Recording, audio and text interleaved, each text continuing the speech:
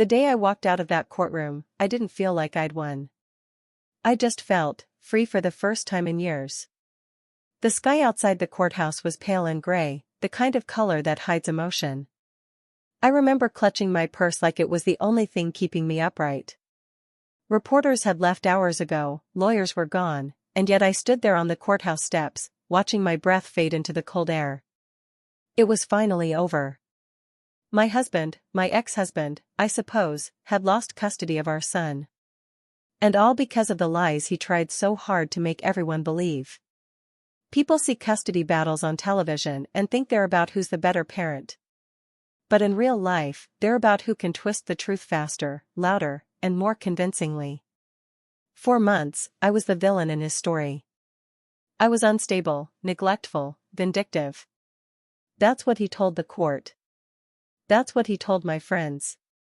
That's what he even tried to convince our own child of. But lies have a way of cracking when the truth is patient.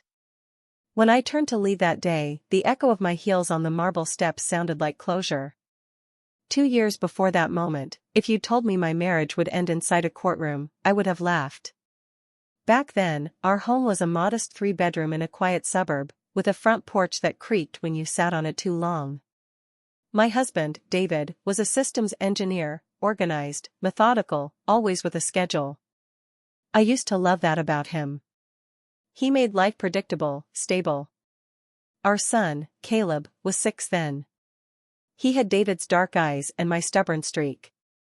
Every morning, I'd wake up early to make him scrambled eggs and toast cut into stars.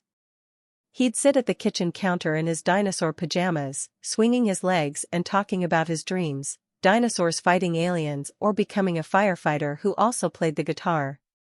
It was peaceful. Or at least, that's what I wanted to believe.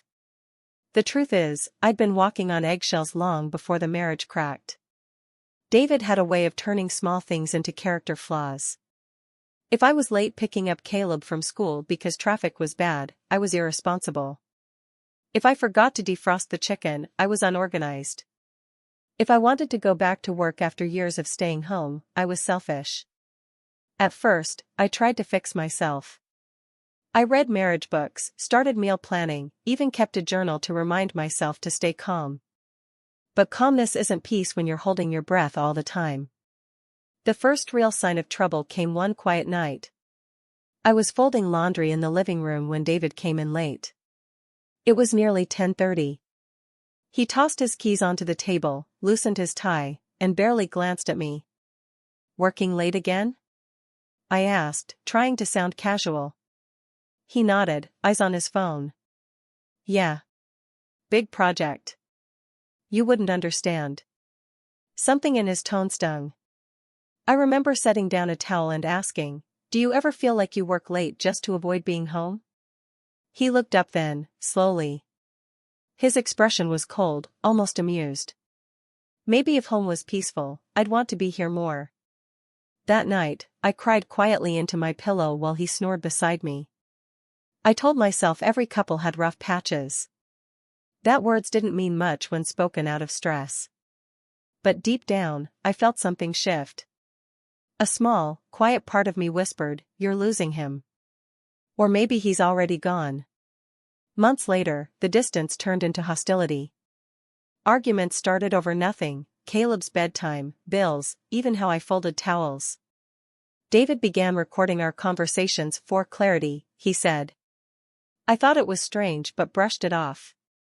When he started copying our texts and saving them to his email, I should have realized what was happening.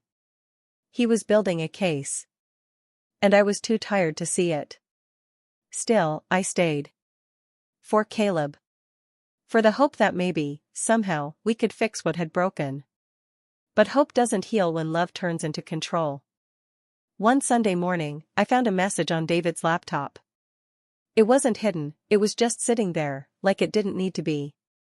It was an email to his attorney.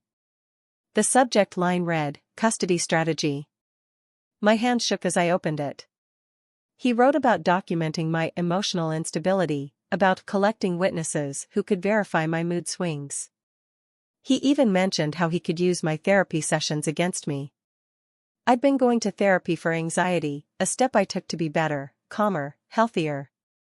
And now, he was twisting it into proof that I was unfit. When I confronted him, he didn't even deny it. "Everything's fair in court," he said with a smirk. "I'm just protecting my son." I remember staring at him, my pulse loud in my ears. "Your son?" "He's our son, David." He didn't answer. He just picked up his phone and started typing again. That was the night I realized the man I'd built a life with had already started building my downfall. I walked out 3 weeks later. Not with anger, just with clarity. I packed a single suitcase, kissed Caleb on his forehead, and promised I'd come back for him soon. He was crying, confused, clutching his stuffed T-Rex. David stood behind him, arms crossed, looking victorious. "You're abandoning your child," he said as I left. No. I was saving myself so I could save him later. And I did. But the road to that victory, it wasn't easy. It took months of collecting evidence, recordings of his manipulation, text messages that contradicted his lies, and witness statements from teachers who saw the truth he tried to bury. It took courage to stand up in court while he smiled across from me, acting like the perfect father, while I was painted as the unstable mother. And it took one breaking moment for the truth to finally turn the tide. That moment would come later. But before it did, I had to lose nearly everything else first. Because sometimes, you have to be broken wide open before anyone sees what was really inside. I moved into a small apartment across town, 1 bedroom, creaky floors, and walls thin enough to hear the neighbors argue through. It wasn't much, but it was quiet, and for the first time in years, the quiet didn't scare me. At night, I would sit on the balcony with a cup of tea and stare at the city lights. I kept replaying everything, the fights, the silences, the way David's words had started sounding like rehearsed lines. I wasn't angry yet. Just numb. But numbness never lasts long when your child's laughter is missing from your world. Caleb was living with David then. The court had granted him temporary custody until things stabilized. The judge said it was because I didn't have a steady job yet, as if stability came with a paycheck and not peace. I called Caleb every night. At first, he'd pick up, his voice small and tired. "Hi, Mommy," he'd whisper. But soon, he stopped answering. When I finally reached him one evening, he sounded distant, almost rehearsed. "Daddy says you left because you didn't love us anymore," he said. The words hit me harder than any argument we'd ever had. "Sweetheart, that's not true," I said, swallowing the lump in my throat.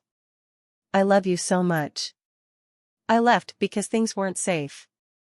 "Daddy says you're sick," he interrupted. "That you cry all the time." I froze. "Caleb, did Daddy tell you that?" He hesitated, then whispered, "He said it's okay. You'll get better." That was the first time I realized David wasn't just trying to win a legal battle.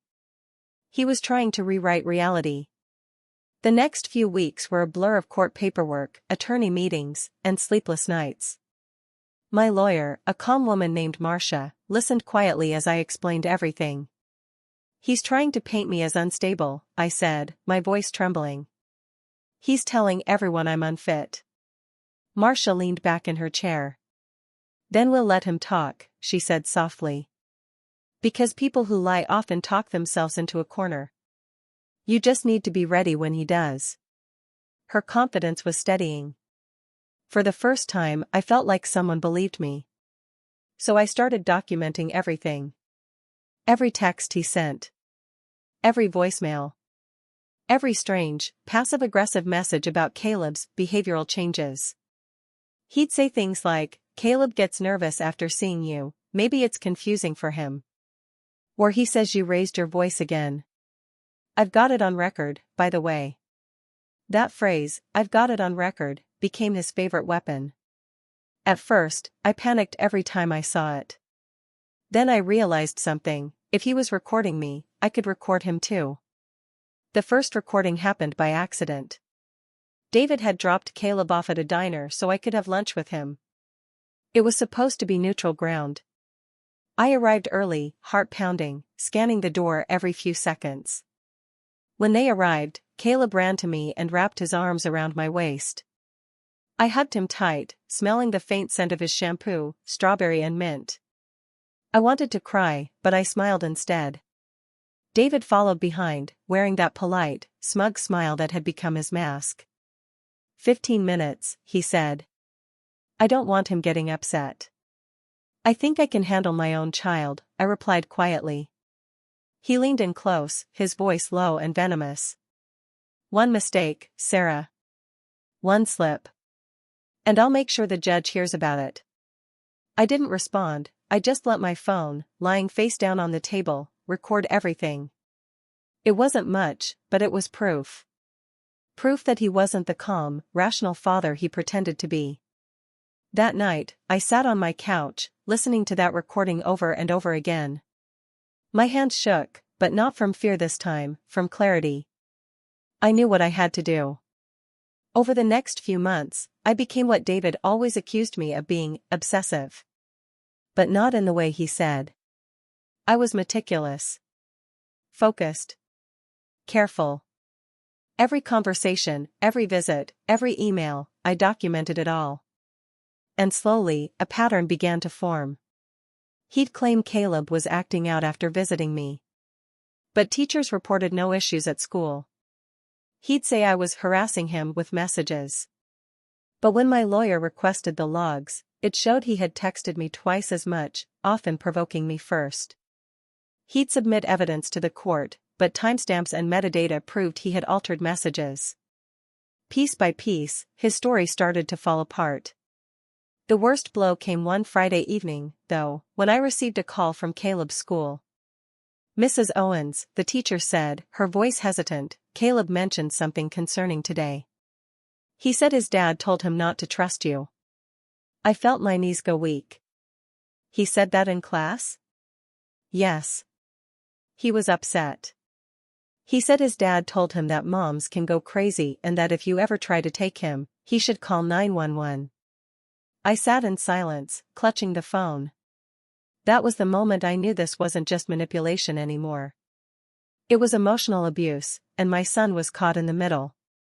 That weekend, I drove to my sister's house, where I spent hours crying at her kitchen table. You can't let him win, Sarah, she said firmly. He's using Caleb as a weapon. You need to fight back, the right way. Her words lit something inside me, not anger, but resolve. I wasn't just fighting for custody anymore. I was fighting to show my son the truth. So I began collecting witnesses. Caleb's teachers, his babysitter, my therapist, all willing to testify about the difference they saw in me versus what David described. I even reached out to one of David's old coworkers, a man who had once been his friend. What he told me changed everything. He said David had bragged at the office about winning custody no matter what. He laughed about planting doubts in people's minds about me. When the coworker hesitated to get involved, I said something I'll never forget. Someday, I told him, my son will ask why no one told the truth when they could have. He agreed to testify the next day. By then, I had a growing file of recordings, screenshots, and written statements. My lawyer looked at it all one afternoon, exhaled slowly, and said, Sarah, you've got a case.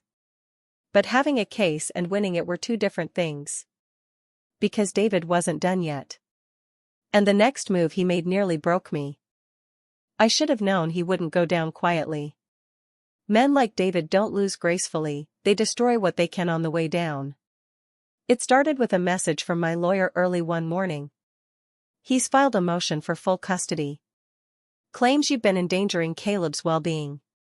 My stomach twisted as I read those words. Endangering? When I got to the courthouse for the hearing, David was already there, standing tall in his navy suit, calm and smug. He nodded at me like an old friend meeting for coffee. But the real blow came when I sat down and heard his attorney read the affidavit. Every line was a stab, lies so carefully crafted they sounded almost believable. He said I'd left Caleb home alone. He said I'd driven under the influence. He said my therapist had recommended limited contact between me and my son. None of it was true. Not one word. I turned to Marcia, my lawyer, whispering in disbelief. He's making this up. She put a hand on mine and whispered back, then we prove it. But at that moment, as the judge's eyes skimmed the papers, all I could think about was Caleb, the way he might be hearing these same lies from his father's lips. That night, I sat on the floor of my apartment surrounded by stacks of documents, text messages, recordings, all the proof I had. My hands trembled as I sorted through them. I kept asking myself the same question: how do you defend yourself against someone who has no shame in lying? Then, the phone rang. It was David. "Why are you doing this?" I said, my voice breaking before I could stop it. He laughed softly, like I'd said something naive. "Because I can, Sarah. Because I'm better at this than you." I could hear the ice clink in his glass. He was drinking, he always did when he felt powerful. "I'm not the one who's unstable," I said quietly. "You are." "Oh really?" His tone turned mocking. "Tell that to the judge when he reads my affidavits. Or to Caleb, when he realizes his mother can't even keep her life together." There was a pause, long enough for me to hear his breath on the line. Then he said something that chilled me. "Everyone already believes me, Sarah. You should have stayed quiet." And he hung up. For days, I couldn't eat. Couldn't sleep. I'd wake up in cold sweats, reliving his voice, his words. But something inside me had changed. The fear that once paralyzed me began turning into anger, the kind that doesn't scream, but sharpens. I decided to stop reacting and start exposing. I began with the affidavit. I went through every accusation, one by one. The date he claimed I'd left Caleb alone? I was at work, clocked in, verified by my manager. The supposed drinking incident? I hadn't had alcohol in 2 years, my therapist had records from our sessions confirming sobriety. And that supposed recommendation for limited contact? My therapist wrote a formal letter stating she'd never made such a statement. Marcia was thorough, but I wanted more than legal defense, I wanted truth, documented and undeniable. That's when I remembered something David didn't know I still had, his old phone backup. Months before I left, he'd asked me to help transfer his data to a new device. I'd saved the backup on an external drive, forgotten about it entirely. When I plugged it in and started browsing, my breath caught. There were messages, hundreds of them, between David and his lawyer, and even his coworkers. Some of them joked about how easy it was to get a mother labeled unstable. One message, in particular, made my stomach turn. "If I can make her lose her temper in front of Caleb, that's all I'll need." It was his plan, written proof of the manipulation. I sat back in my chair, shaking. I should have felt victorious. Instead, I felt grief, deep, aching grief that the man I once loved had become this cruel.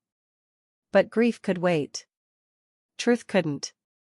We submitted the evidence to the court 2 weeks later. David's attorney tried to argue privacy violation, but it was too late.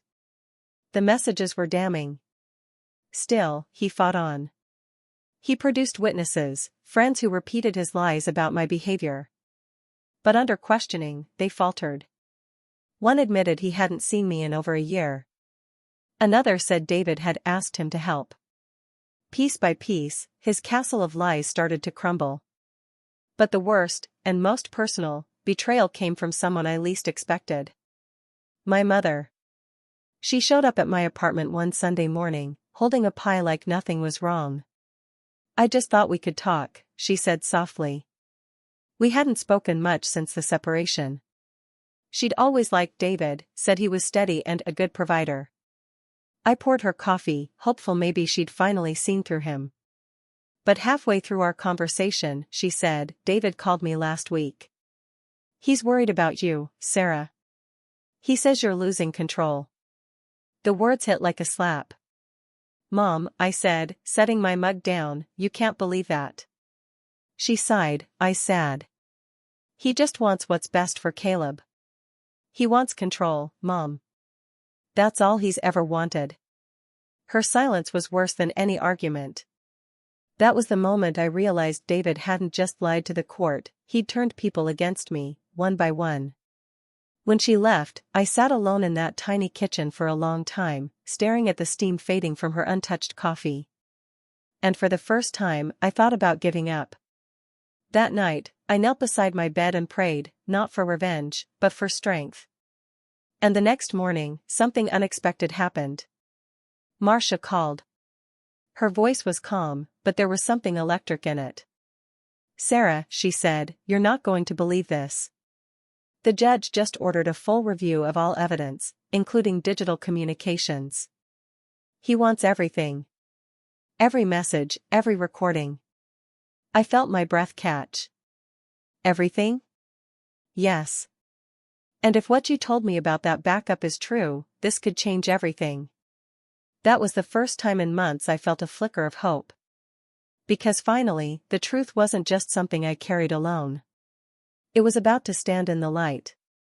But before the truth could set me free, David made one last move. And it nearly cost me my son forever. The morning of the custody trial, I stood in front of my mirror and hardly recognized the woman staring back. There were faint lines around my eyes now, a small scar on my lip from the night I'd bitten it to keep from crying. But my gaze was steady. "Whatever happens today," I whispered to my reflection, "I'll tell the truth. And that will be enough." I wore a simple navy dress. No jewelry, no makeup beyond a hint of powder. My lawyer said juries and judges trust simplicity, but for me, it wasn't strategy. It was surrender. I had nothing to prove anymore except my love for my child. When I arrived at the courthouse, the air was heavy with the smell of rain. David was already there, chatting with his lawyer, laughing softly like this was all a formality. He didn't even look at me when I entered. But when our eyes finally met across the courtroom, I saw it, that small flicker of arrogance that had once fooled me into believing he was unbreakable. This time, I didn't look away. The proceedings began quietly. The judge, a middle-aged man with calm eyes, reviewed the file. Then, one by one, witnesses were called. David's lawyer started strong. He called a neighbor who claimed I'd been erratic. He produced a statement from a supposed school contact saying I'd missed parent meetings. Then came the worst part, he presented an audio recording. "Your Honor," he said, pressing play on the speaker, "this is from a phone call between my client and Ms. Owens, where she verbally threatens him in front of the child." The sound of my own voice filled the courtroom. I was crying, that part was true. My voice shook as I said, "You'll regret this, David. You'll regret what you're doing to our son." Out of context, it sounded unhinged. People in the courtroom shifted. I could feel their judgment like heat on my skin. Marcia leaned over and whispered, "Stay calm. We'll address it." When the recording ended, David's lawyer smiled slightly. "That's all we need to show her temperament, Your Honor." My chest tightened. For a moment, I thought that might be it, that months of gathering evidence, of fighting for my truth, would crumble because of one manipulated clip. But then Marcia stood. "Your Honor," she said evenly, "we have reason to believe that recording has been altered. And we have evidence to prove it." She handed over a USB drive. It contained the original recording, the full one from my own phone. When it played, the difference was like night and day. The complete version revealed everything. David's taunting voice saying, "If you keep pushing this, I'll make sure you never see him again." My trembling reply, "You'll regret what you're doing to our son." Same words. Different truth. The courtroom fell silent. David's lawyer tried to object, but the judge raised a hand. "Enough. We'll hear the remainder of Ms. Owens's evidence." And so, one by one, Marcia presented it all. The text messages where David told friends he was setting her up. The co-worker's testimony that David bragged about manipulating the case. The teacher's letter describing how Caleb had been coached to fear me. The digital backup logs proving David had edited messages before submitting them to court. Each piece was a hammer striking the foundation of his story. By the time she was done, David's calm facade had cracked. His hands fidgeted, his jaw clenched. I saw sweat gathering at his temple. For the first time, he looked small. When it was my turn to speak, I stood slowly. My knees shook, but my voice didn't. Your Honor, I began softly, I didn't come here to destroy my son's father. I came here to protect my son from a version of love that teaches him lies are power. I glanced at David, then back at the judge. I have made mistakes. I've cried in front of my child. I've broken down. But never once have I stopped being his mother. Never once have I stopped fighting for him to feel safe. The judge listened without interruption. When I finished, I sat down, tears quietly streaking my cheeks. The cross-examination was brutal. David's lawyer tried everything, calling my credibility into question, twisting my words. Isn't it true, he said, that you once told your therapist you were afraid of losing control? Yes, I said. Because being afraid doesn't make me unstable. It makes me human. He blinked, thrown off by my calm. Marcia smiled faintly beside me. Then, David took the stand.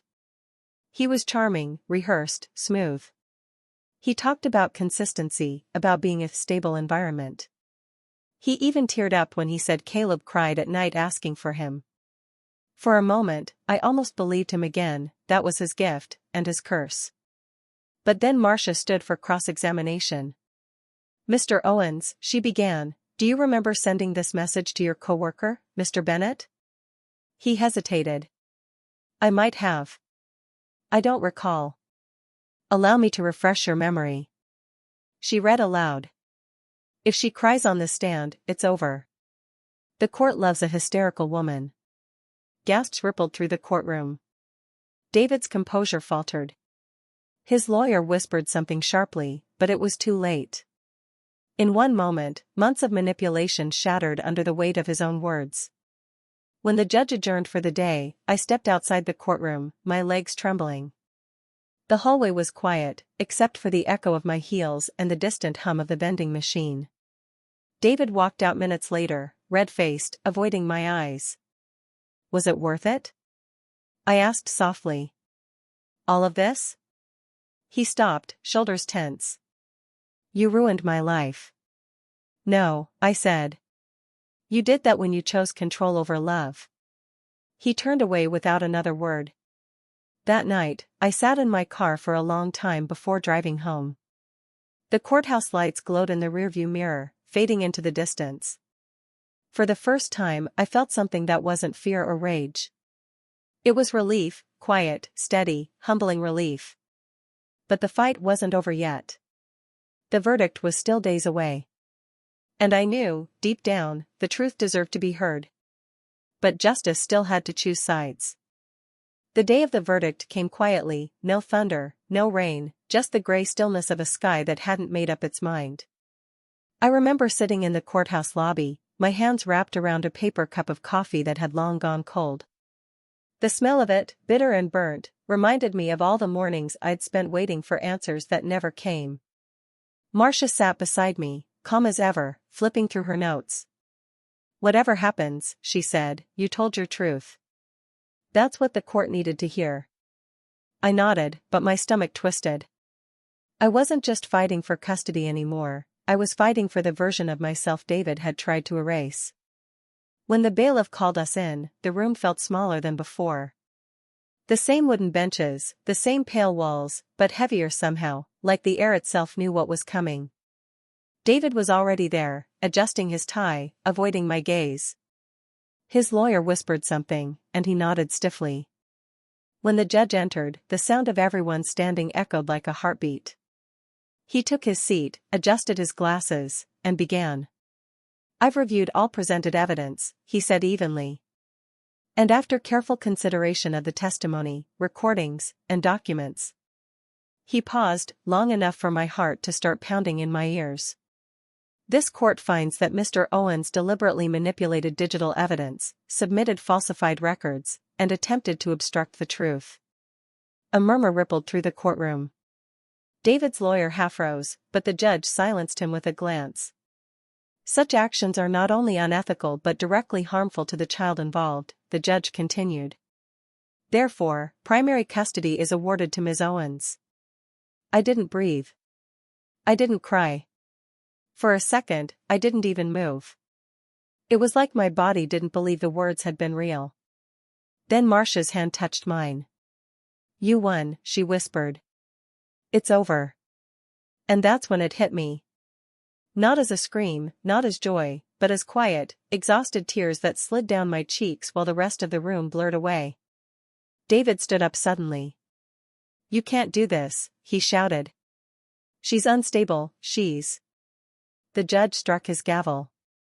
Mr. Owens, one more word and I'll hold you in contempt. But David kept talking, voice breaking now, no longer smooth or rehearsed. She turned my son against me. She planned this. I watched him unravel, each sentence exposing what I had lived with for years, the control, the desperation to stay in power. The bailiff moved toward him gently. Sir, you need to step back. He didn't resist. He just stood there breathing hard, like a man realizing the game was over and he no longer knew who to be without it. When it was all done, I walked out of that courtroom into the crisp afternoon air. The world looked the same, cars moving, people laughing, leaves blowing across the steps, but I felt lighter. I didn't smile. I didn't need to. Sometimes peace doesn't arrive with fireworks. Sometimes it's just the quiet certainty that no one can twist your story anymore. That evening, I drove to Caleb's school. He was waiting outside, backpack slung low, a drawing in his hand. When he saw me, he ran. No hesitation, no confusion, just pure, simple relief. Mom, he yelled, wrapping his arms around me. I missed you so much. I held him tight, breathing in the smell of crayons and sunshine and innocence, everything that had kept me fighting. He pulled back just enough to look at me. Are we okay now? I nodded, wiping a tear from his cheek. Yeah, baby. We're okay now. Weeks later, I got a letter from the court, finalizing the decision, outlining visitation rights. It was official. David had moved to another city. His lawyer had dropped him. Sometimes I thought about him, not with anger, but with a kind of distant sadness. He had every chance to choose honesty, and every time, he chose control instead. And in the end, that was his undoing. One night, after Caleb had gone to bed, I sat by the window with a cup of tea. The moonlight fell across the table, soft and silver. I opened my journal and wrote the words that had carried me through the darkest days. The truth doesn't need to shout. It just needs to survive. For months, I had begged the world to believe me. But what I learned was that belief isn't what saves you, endurance does. You endure. You stay kind. You keep standing even when the world calls you a liar. And eventually, the truth finds its way to the light. A week later, I received an email from the local paper. They wanted to do a short piece on digital manipulation in custody cases, inspired, they said, by my trial. I almost said no. But then I thought about all the women who'd sit in courtrooms after me, their hands shaking, their hearts breaking, wondering if anyone would believe them. So I said yes. Because maybe if my story helped even one of them, if one person felt less alone, then all of this pain had a purpose. Now, when I walk past the courthouse, I don't feel fear anymore. Just gratitude. Not for what happened, but for what it taught me. That sometimes the truth costs you everything you thought you needed, before giving you back what you really deserved. Peace. And love. And the freedom to finally start over.